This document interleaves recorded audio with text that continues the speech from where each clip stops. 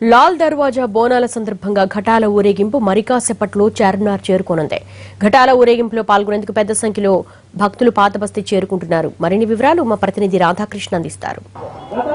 బోనాల తర్వాత అమ్మవారి ఘటాల ఊరేగింపు ప్రారంభమైంది. పాత బస్తీలో ప్రధానంగా ఈ ఘటాల ఊరేగింపు ఆనవాయితీగా కొనసాగుతుంది. ఉమ్మడి దేవాలయాల ఊరేగింపు కమిటీ ఆధ్వర్యంలో ఈ ఘటాల ఊరేగింపు అనేది కొనసాగడం జరుగుతుంది. పాత బస్తీలోని పలు అమ్మవారి ఆలయాల నుండి ఘటాలు ఊరేగింపుగా బయలుదేరుతాయి. అవన్నీ నేరుగా లాల్ దర్వాజా మీదుగా ఈ ఘటాలన్నీ లైన్ గా ఒకదాని ఒకటి వెంబడి చార్మినార్ మీదుగా మూసీ నది వరకు కూడా ఈ ఘటాల ఊరేగింపు అనేది కొనసాగుతుంది. ఈ ఘటాల ఊరేగింపుకు సంబంధించి ఇటు జిహెచ్ఎంసీతో పాటు పోలీసులు, వాటర్ వర్క్స్, మిగిలిన శాఖల సమన్వయంతో అన్ని ఏర్పాట్లు కూడా చేయడం జరిగింది. ప్రస్తుతం మనం చార్మినార్ వద్ద చూస్తున్నాం. ఒకటి ఉమ్మడి దేవాలయాల కమిటీ ఆధ్వర్యంలో ఒక సభను కూడా, ఒక సాంస్కృతిక వేదికను కూడా ఏర్పాటు చేశారు. ఇక్కడ ఘటాల సంబంధించిన ఊరేగింపు వచ్చినప్పుడు ఇక్కడ వాటికి స్వాగతం పలికేందుకు అవసరమైన ఏర్పాట్లు కూడా ఇక్కడ చేయడం జరిగింది. ఈ ఘటాల ఊరేగింపు 4 గంటలకు పాత బస్సులో ప్రారంభమవుతుంది. ఆ తర్వాత రాత్రి 9 గంటల వరకు కూడా ఈ ఊరేగింపు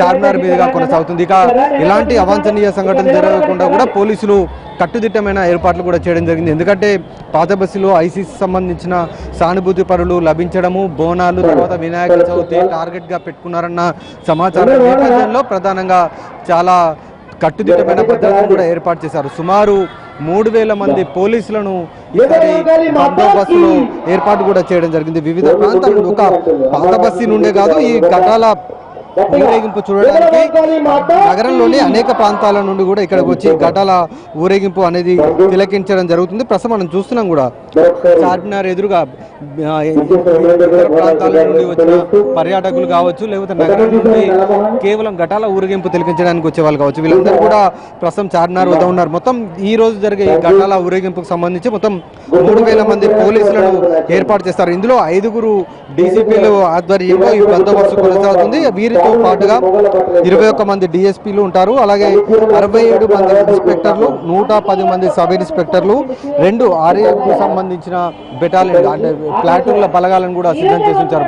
మనం ఎదురుగా టెంపుల్ వద్ద బందోబస్తుని కూడా చూడవచ్చు. ఆర్ఏఎఫ్కు సంబంధించిన ఒక టీం ని అక్కడ మోహరించడం జరిగింది. అలాగే లెఫ్ట్ సైడ్ లో కోయ జాతికి సంబంధించిన వాళ్ళు ప్రదర్శన చేసేందుకు అవసరమైన ఏర్పాట్లు వారు చేసుకుంటున్నారు. వారు ఇప్పుడిప్పుడే ఈ చార్మినార్ వద్దకు వచ్చి వాళ్ళు తమ ఆభరణాలు కానీ, పరికరాలు కానీ వాటినన్నిటి కూడా సర్దుకుంటున్న పరిస్థితి మనం విజువల్స్ లో చూడవచ్చు. వీళ్ళ ప్రదర్శన కూడా ఇక్కడ ఉండబోతుంది. వీళ్ళతో పాటు ఇతర ప్రాంతాల నుండి కూడా వచ్చే ఘటాల ఊరేగింపులు ఇక్కడ నుండే వెళుతూ ఉంటాయి. ప్రధానంగా అక్కన్న మాదన్న దేవాలయంతో పాటుగా లాల్ దర్వాజా టెంపుల్ చాలా ఫేమస్ గా పాత బస్తీలో ఉన్నాయి. ఈ ఘటాల ఊరేగింపు ఇక్కడ నుండి వెళ్తాయి. అలాగే అంబారి పైన కూడా ఘటాలని ఊరేగింపు అనేది కొనసాగడం జరుగుతుంది. ఈ సందర్భంగా మరికొద్ది సేపట్లో చార్మినార్ వరకు ఈ ఘటాల ఊరేగింపు రాబోతుంది.